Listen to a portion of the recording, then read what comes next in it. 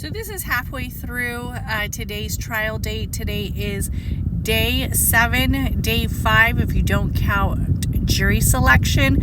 So what they talked about today, Cassie Ventura was basically being cross-examined by the defense team, which is Diddy's lawyers, okay? So they are trying to make her look bad. They're trying to also make it look like her and Diddy did have some loving moments, that this relationship was not always abusive. Some of the key highlights that they pointed out is how Cassie was jealous of other women. Cassie was jealous of Gina, who was one of Diddy's exes.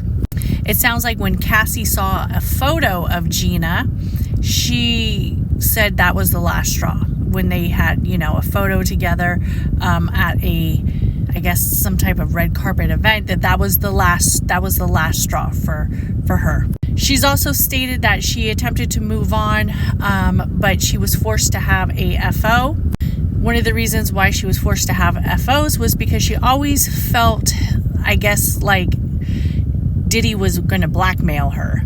She's even talked about how there was a time that Diddy had her watch the tape of her in a FO and stated that he would release it. Basically, if she did not continue to have FOs with him and if they did not continue to have some type of relationship. Cassie also talks about how during one of the FOs after she was AR'd, her husband called her. And she FaceTimed her husband after she was intimate with Sean Combs.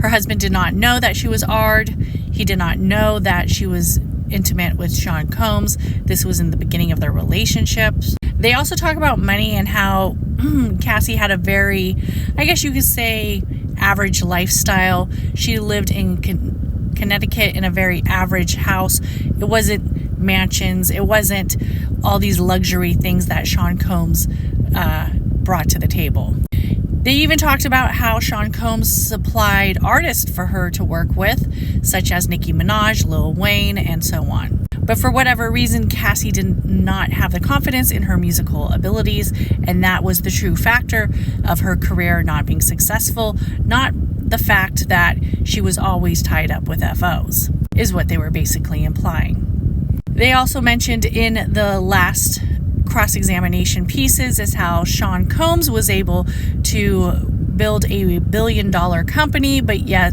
Cassie's music continued to suffer, and he was still participating with these FOs as well. What's interesting is that they're creating this dynamic that, since Sean Combs was able to be a billionaire success story, why wasn't Cassie?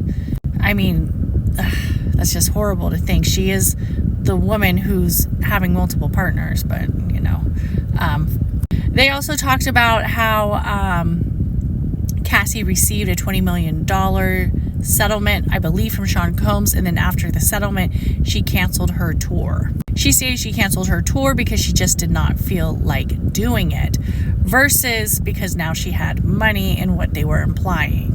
They also talk about how her and Sean Combs had some type of closure because Sean Combs congratulated her when he found out she was pregnant and stated that she would be a good mother and God bless. I definitely think they are showing the cycle of violence, the cycle of DV, the cycle of trauma bonds quite thoroughly. However, we need to see some racketeering, which they did kind of show an example, and also how some conspiracy is working for possibly because they stated when Cassie was in South Africa with Michael B. Jordan's recording Honey No. 3 that she blocked Sean Combs, and the way Sean Combs was able to get a hold of her was through Mia, who was a yoga assistant, and I believe a victim number 4. So this plot is definitely turning with all its twists. Cassie Ventura is done testifying, and it's over for her in her statements, so we will see what the other victims have to say. I'm still, waiting to see how they show more trafficking and more racketeering being involved, which really would be part of the staff members and the people in the inner circle of Sean Combs. So I think more is going to come out. This is one crazy case. Let me know what you think.